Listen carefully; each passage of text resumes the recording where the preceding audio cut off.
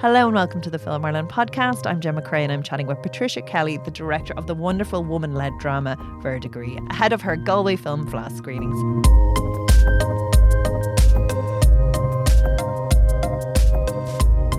So thank you so much for chatting with us. It's really lovely to have you here. It was really lovely to watch your beautiful film and see some strong female talent.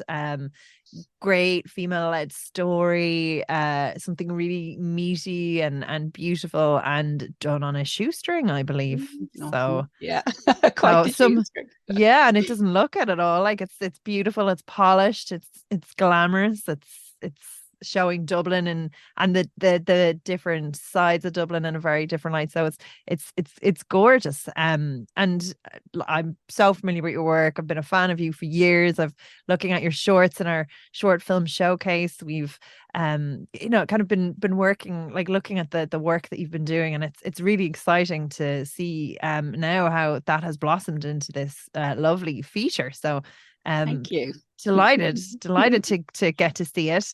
And the Galway Film Fleadh is no better place to have your premiere.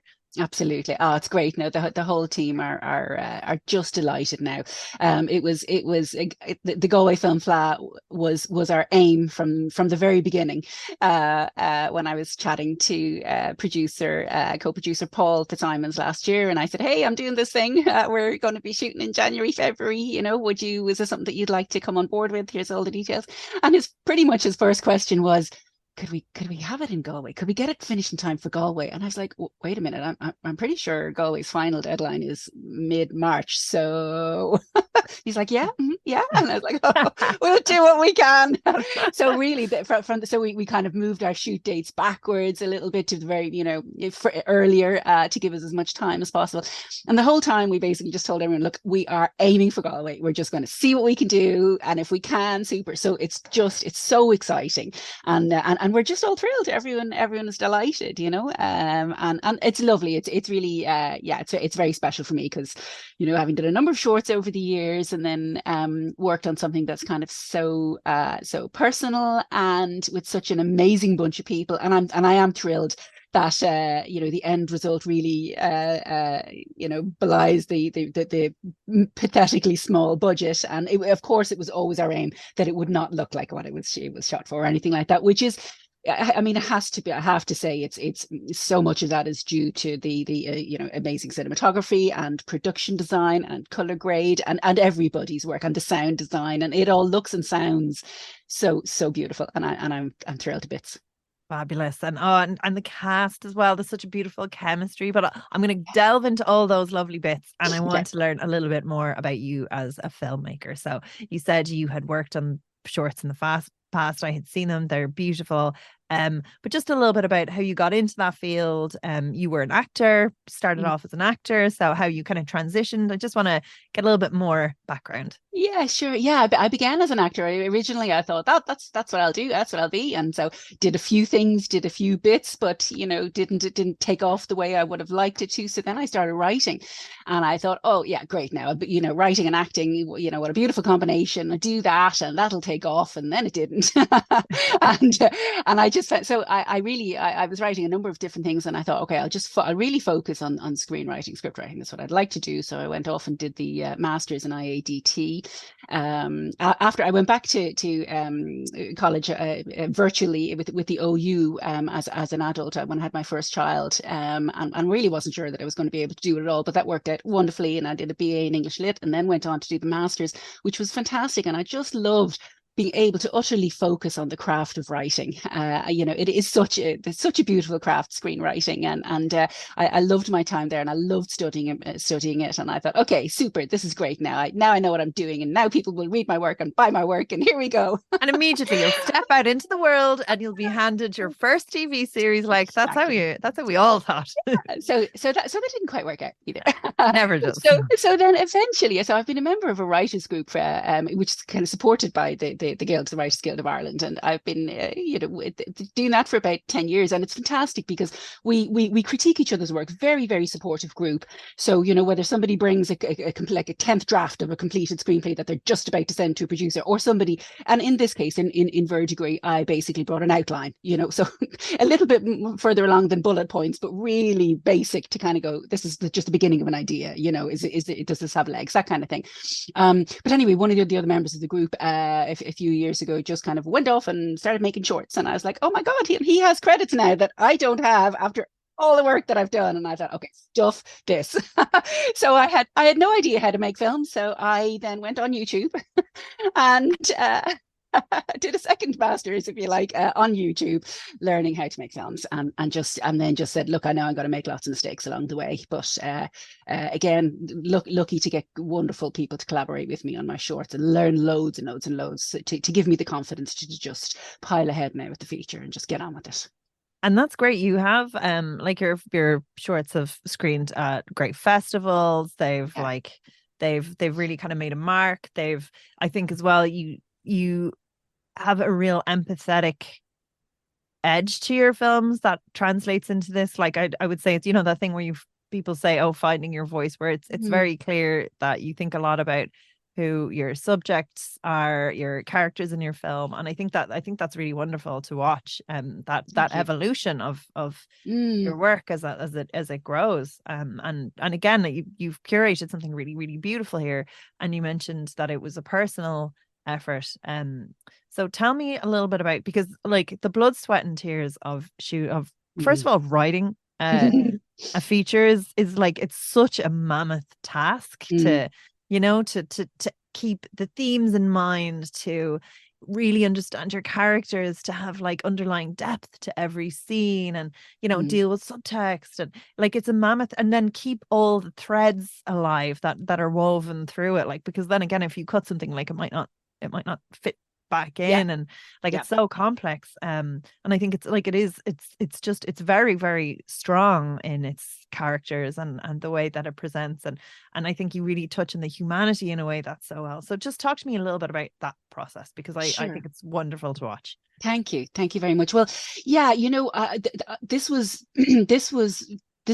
script was written in order to be made for a tiny sum of money in a very short space of time, and so that those practical considerations were there from the beginning and all the way through, and I think it really kind of helped it gave the project, in terms of its writing, a very strong focus, because, for example, whenever I would be thinking of, oh well, how could the scene work harder, or how could the all the different things that come into the craft of script writing, and with feedback that I was getting from other people, and that it always really had to come down to there can't be more locations, there can't be more characters, we have to, these are our locations, these are our characters, and the drama simply has to come from them, and the relationships have to come from them, because we just had to constantly I had to keep those practical considerations in mind. But I think that really helped, because it helped maintain a focus.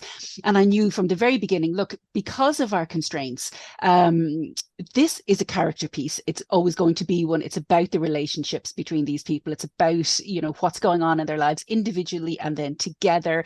And then within that, we're then going to explore all of these different themes, and how can they, bounce off each other and interact with each other, and so on, So it was on this project, I actually found it quite helpful to have those kind of parameters to work within, because it forced me to keep things small in a way, and personal, and really focused on these specific characters and what's going on with them, And then as I brought it along, got more feedback from my writers group and brought new drafts to them and so on.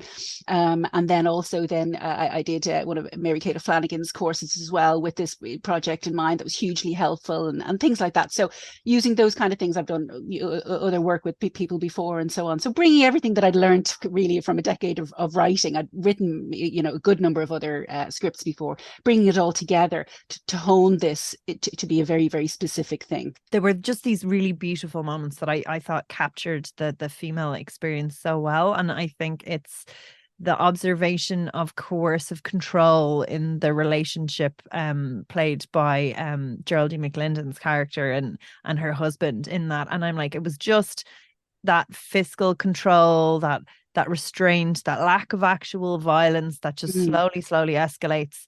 I think that was just beautifully sort of captured in the subtle inclinations of it, and you know, like her kind of her small self, and how she makes herself so much kind of physically smaller when she's around people. And again, like, just beautiful performance from her, like just gorgeous. And then I think you also tackle the deal of sensuality and sexuality very beautifully, where, you know, we have a sex worker and she's not ashamed of her work.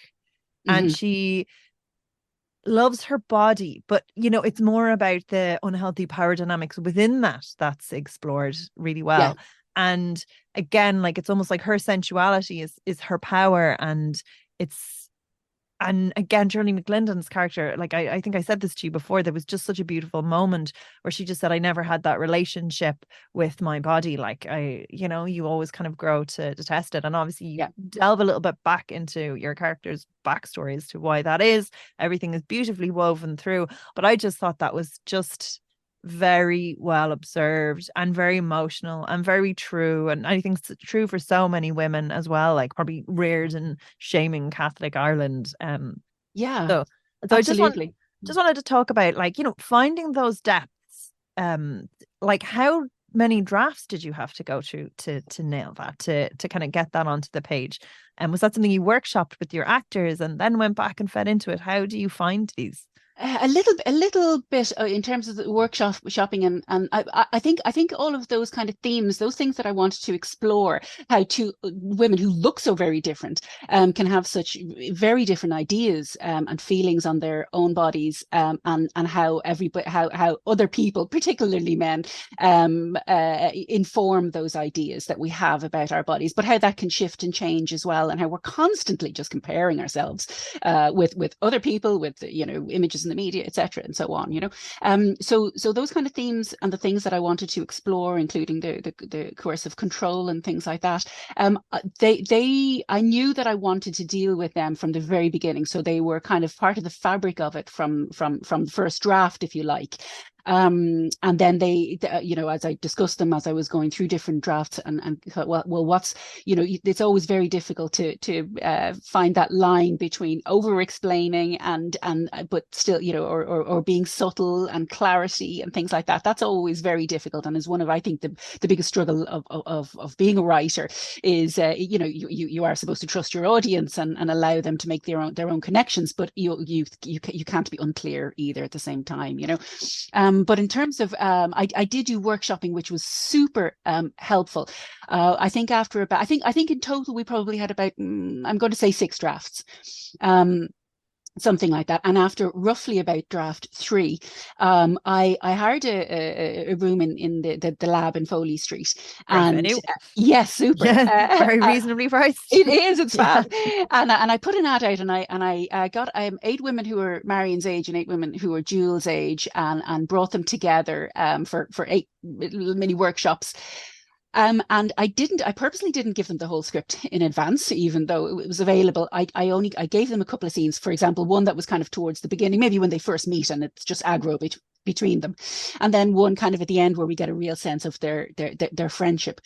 And I said, now I want you to just come and we just improvise and we'll just talk about the characters. So, you know, for them, I think it was interesting that they had no idea how the characters got from A to B. And then when I was able to talk about it, I was like, well, you tell me how you think the characters got from A to B.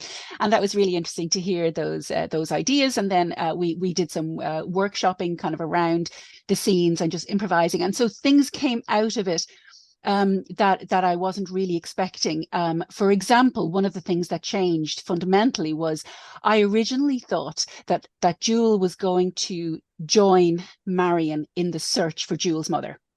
And then, but through that workshop, basically pretty much every single one of the 8 duels that we workshopped, every one of them just had this defensiveness about the mother and didn't want to know actually That's what happened to her. so powerful. And I I was love not, that. yeah, and I was not prepared for that. And it was Yeah. really interesting. I thought, well, okay, clearly the script is changing. And now actually that gives us a lovely opportunity for Marian to go off and do this detective work on her own and then present, ta-da, it to Jewel. And we get that lovely reaction from Jewel then as to and the fallout from that, you know.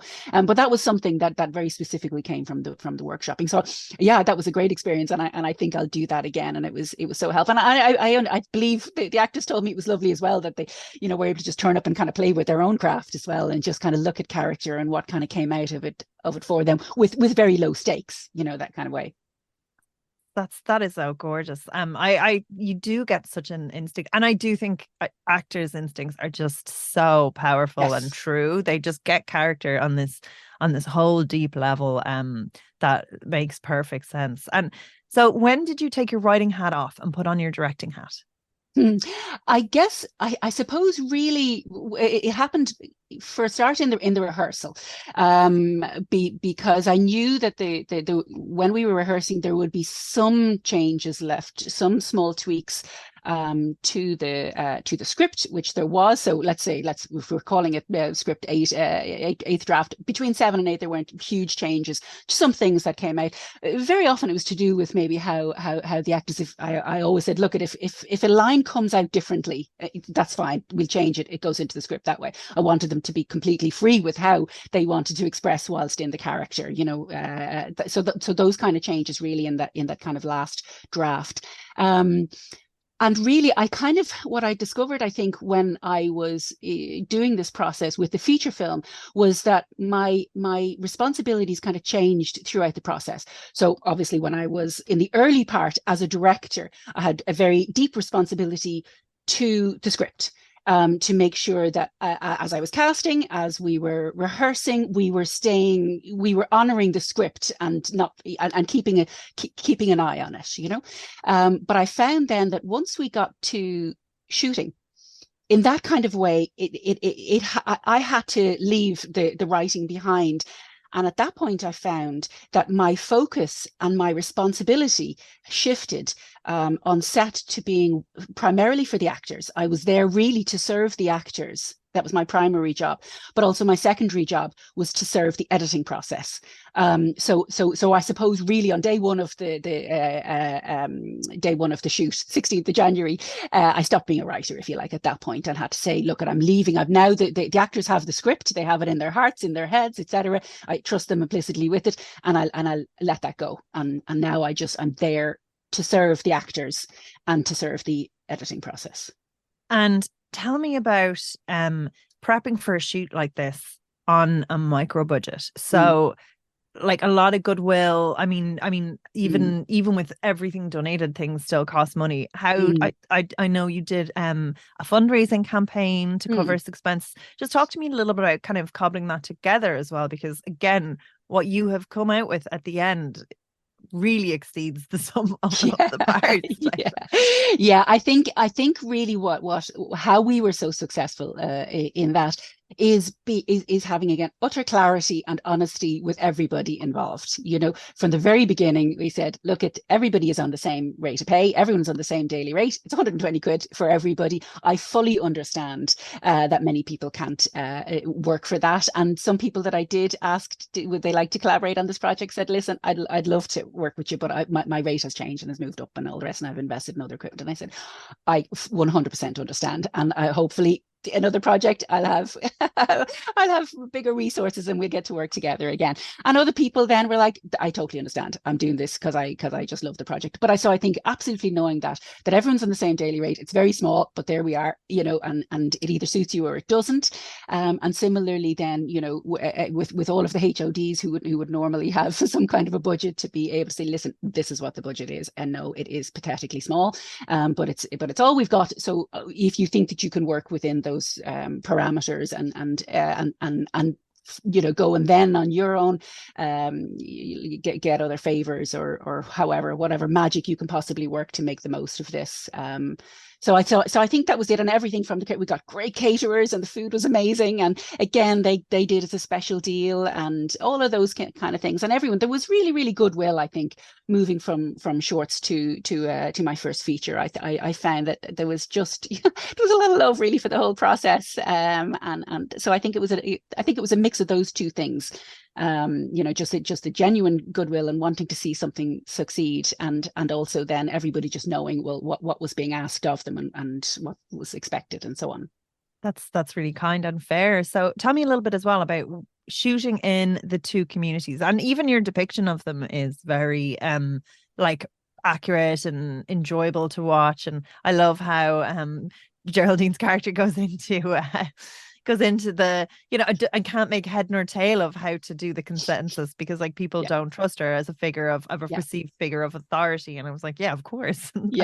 You're like, what are you doing here? You can look after us. Yeah, absolutely. And one of my favorite things that just from the very, very end of the film in the color grade, our colorist Magdalena did such a lovely job. She really made the high vis vest really stand out. And when Marian in particular is walking through the sad complex, she's just such a, she really sticks out uncomfortably. And so basically I did the part of the idea came from me being a census enumerator in 2016. Yeah, it had that real lived experience. I could tell watching, and I was like, oh yeah, somebody's done this. Someone very close has done this. Yeah, I was living in Dublin 1 at the time, and I had full-time day job and I was doing this on the side to get a few extra quid. And so I was walking around the north inner city, and there were lots of really, really interesting experiences.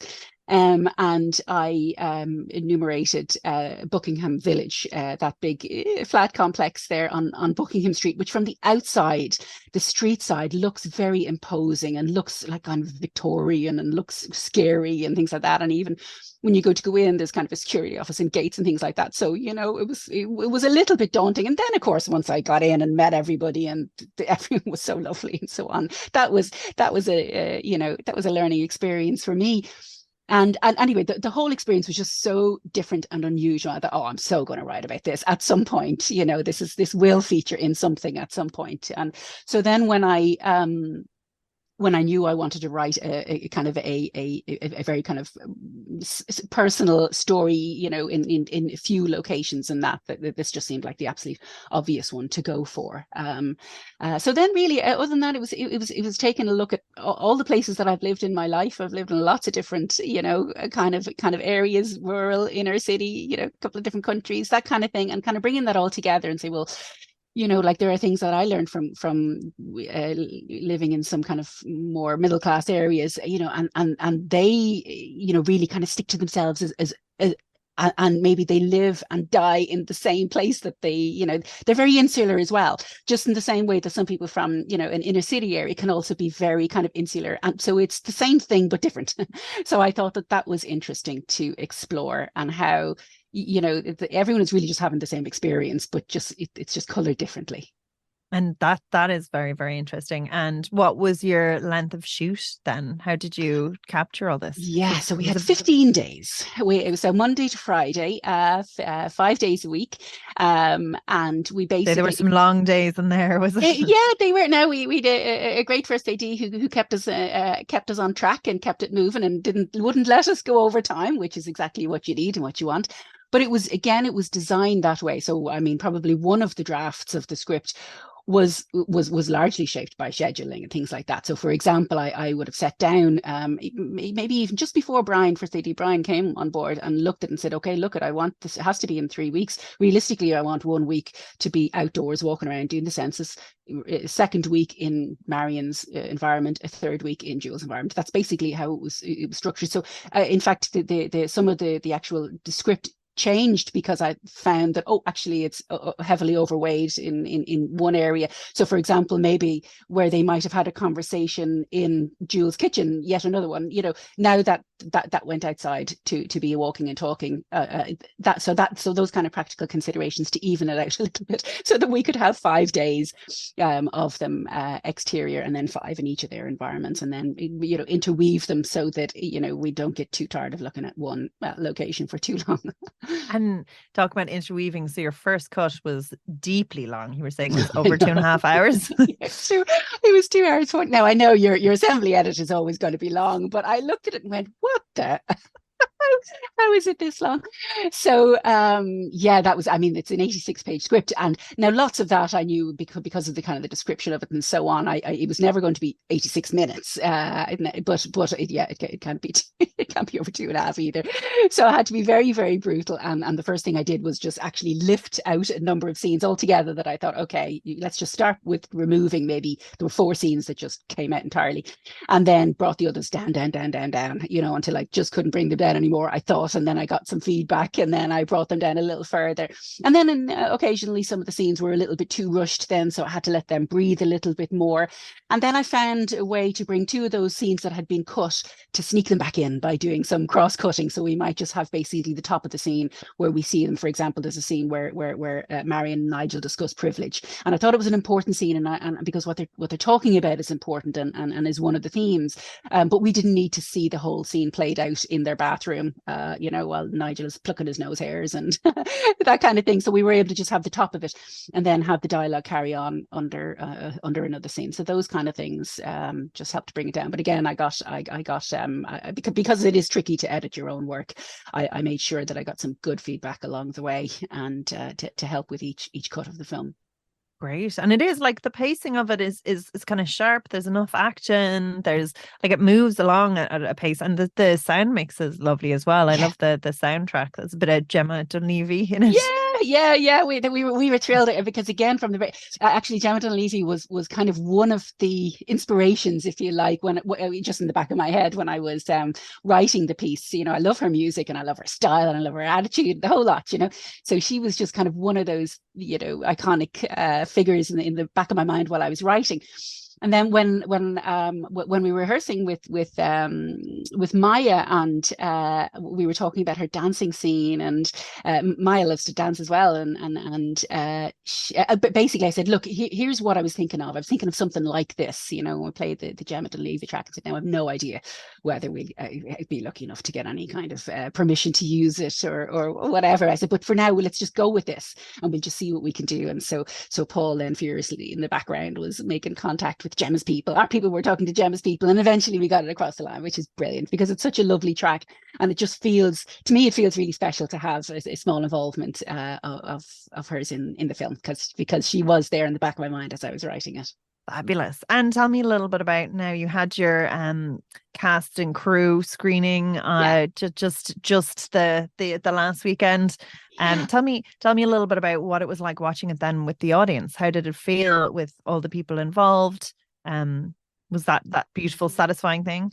Yeah, it really was. It really was. I sat right at the back, up the top, in the corner, so that I could see the audience as well as the screen. Which first time I've ever done that in a cinema. You know, that was so lovely to be there with a full cinema watching it, and hear laughter where I was thinking there might be some laughter, and kind of hear the sniffles and little revelations, the odd gasp and things like that. You know, that was really special and really lovely, and it was just so great to have so many of the cast and crew there, because everybody put their all into it. Every cast member is just fantastic, and every crew member really, you know, nobody held back in giving the project everything they had. And so it was fantastic to share it with them and thank them, and for them to kind of be part of that before it heads off on its festival journey. And thankfully lots of the cast and crew will also join us next week in Galway, so that's super exciting as well. Really looking forward to that.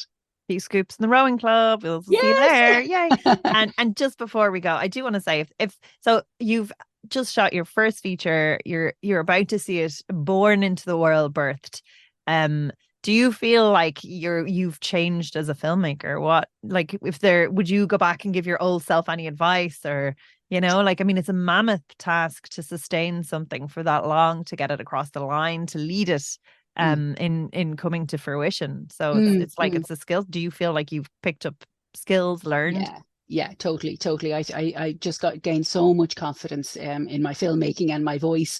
And it's funny, you touched on voice earlier on. That was something that I always struggled with when I was studying writing and I was doing the masters, and people were talking about it, and it seems like such a nebulous thing, your voice, and everyone wants to know about your voice, and you're like, what the hell does that mean? And it is only really since looking back now on my shorts and seeing things that they have in common, and realizing, actually, I think you can probably tell that they're all the same filmmaker, which is quite nice. And then if you see this, you can go, oh yeah, actually you can tell. So I have come to an understanding of my voice and what that means, and a clearer idea of that, which is really helpful. But so that really, and confidence then that this can be done. I mean, it was, of course, it was an unbelievable amount of work, but most of it was fabulous and fun and challenging and wonderful and all the rest. So yeah, the only thing I'd do differently is maybe do it sooner and have a bit more money. So yeah, well, I mean, you've proved you can do it with no money. Exactly. So that's obviously what we would love, and I would love, is that the next project I don't have to beg, borrow and steal quite so much. But hey, if I do, then it will happen. Exactly, I shall rinse and repeat. But fingers crossed now, it'll the next one will be that little bit easier to get across the line. You're in the Galway Film Fleadh. You're going to be celebrating in the rowing club, having a hoolie every night. Yeah. So what time is your screening? So it's the 14th of July at 4:30, and tickets are going well. So get there. It's not quite sold out yet, but I think it will be. So do go online now and get yourself some tickets, and yeah, join us and stick around afterwards if you can for the little Q&A with cast and crew, and then join us for a pint afterwards. And yeah, do help us celebrate. So thanks so much for chatting with us. We wish you the very best and can't wait to see you down in Galway. Oh, thanks a lot. I've listened to so many Film Ireland podcasts. It's such an absolute honour to chat to you today. Thanks, Gemma. Oh, thank you so much. Bye.